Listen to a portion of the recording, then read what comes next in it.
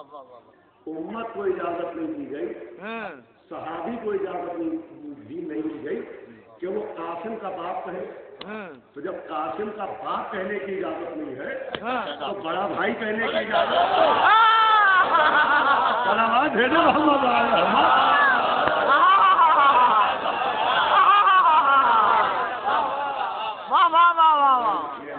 बाकाबाद इतना दूर बैठे हैं और इन्होंने ऐसे रंग की शाल पहनी या तो दिखाई न देते और या फिर आगे आ गए। सलावत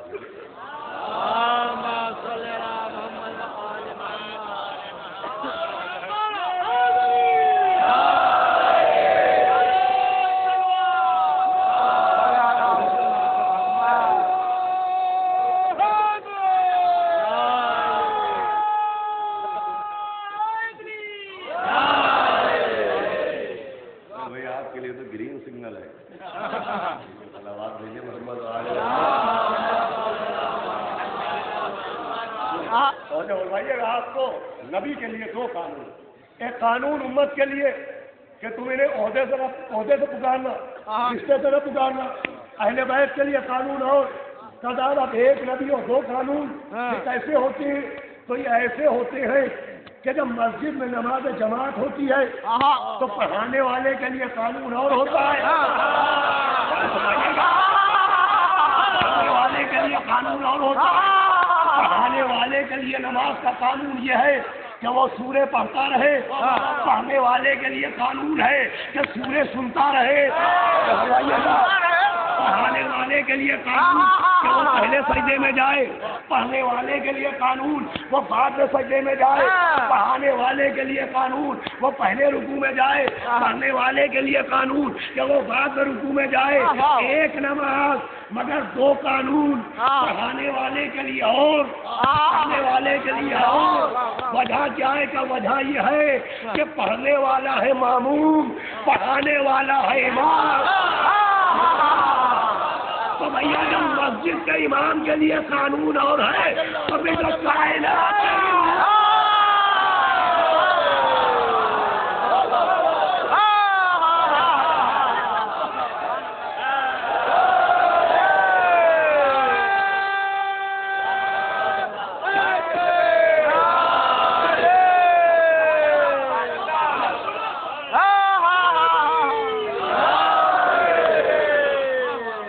के लिए सत्ता हलाल, पैगंबर के औलाद के लिए सत्ता हराम। एक नबी दो कानून।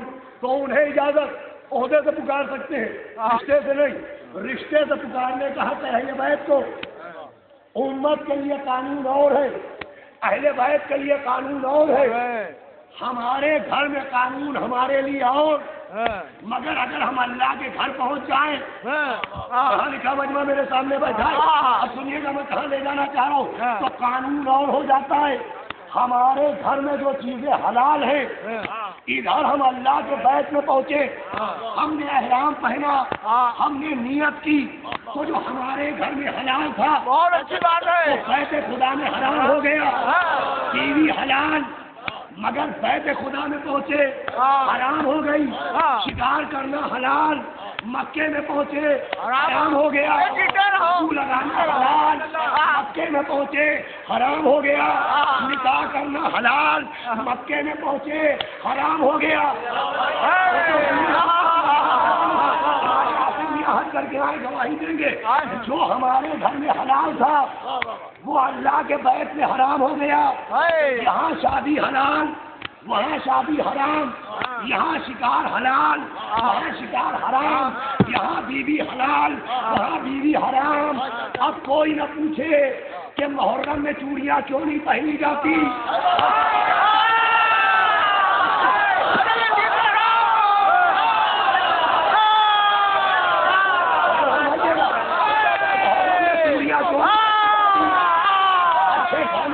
खाए जाते, खुशबू क्यों नहीं लगाई जाती, शादियाँ क्यों नहीं की जाती। तो भाई मक्के में बीवी हराम क्यों, वहाँ खुशबू लगाना हराम क्यों, शिकार करना हराम क्यों। क्या भाई वो बैत का एहतराम है, ये अहले बैत।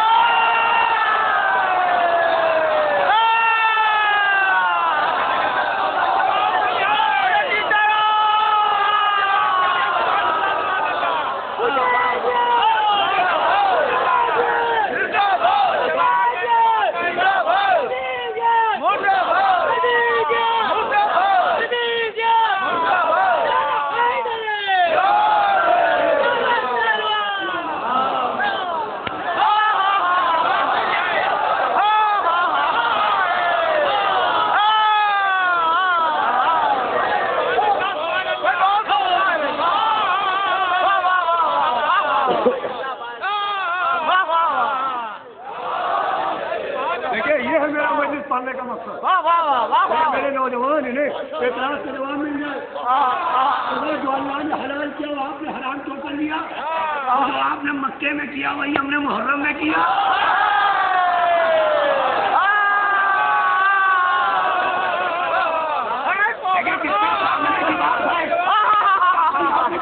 کتنے سامنے کی بات ہے. یہ محرم میں کالے کالے کپڑے کیوں پہنے جاتے ہیں؟ تو حج میں سفید سفید احرام کیوں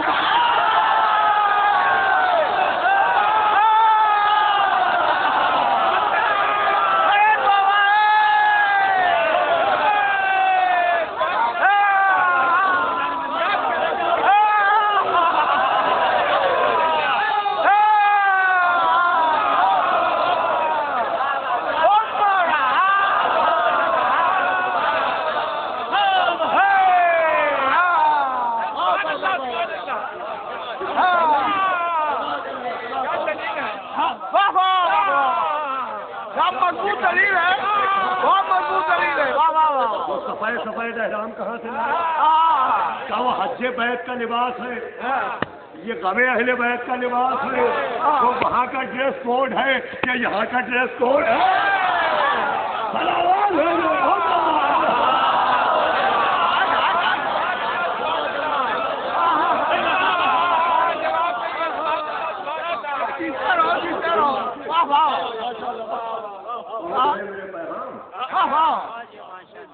یہاں حرام تھا.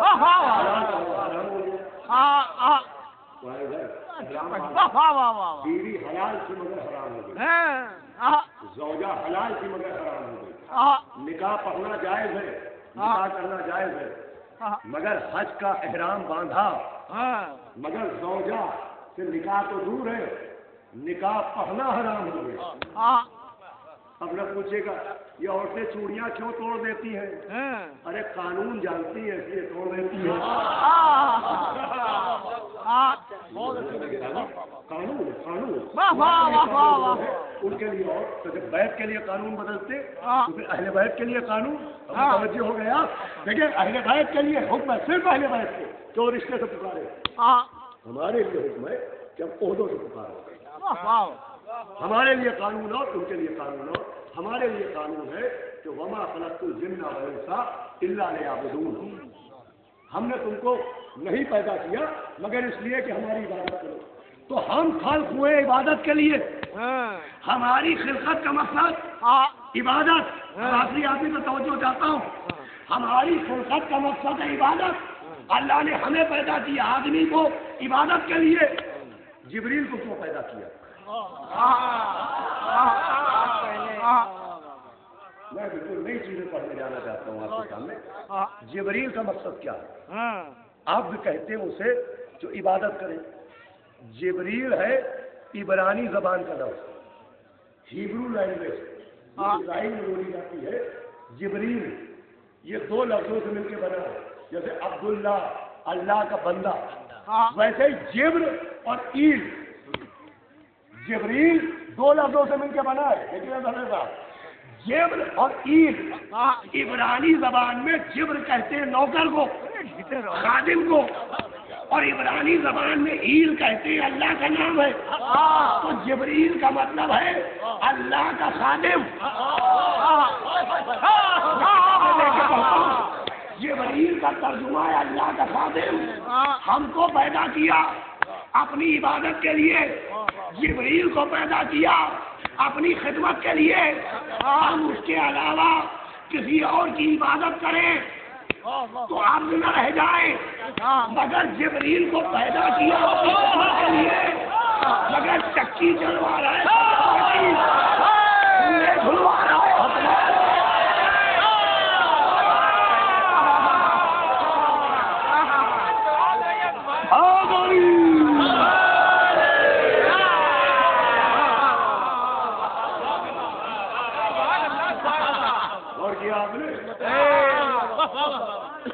ہم اگر کسی اور کی عبادت کریں تو اب نہ رہ جائے. تو وہ اپنے نوکر سے اپنے نوکر سے خدا کی خدمت کروا رہا ہے, چکی چلوا رہا ہے, بہن کے جھولے بھجوا رہا ہے, روٹی پر سورے بھجوا رہا ہے, انگوٹھی پہ آیت بھجوا رہا ہے, میدانوں میں ذوالفقار بھجوا رہا ہے, لاپتہ کے نعرے لگوا رہا ہے. تقریر میں منافقوں کے کلیجے جلوا رہا ہے. اپنی خدمت کے لیے کروا رہا ہے ان کی خدمت. پالنے والے اہل بیت کی خدمت کے لیے سجدہ کافی ہے. سمبر جیسا خادم موجود, سجدہ جیسی خادمہ موجود, یہ اپنے خادم کو کیوں زحمت دی کہ جبریل سے اس لیے خدمت کروائی کہ سجدہ و خمبر کے مرتبہ سمجھ میں آئے کہ سجدہ و خمبر کو خادموں جیسا نہ سمجھنا, جبریل جیسا سمجھنا.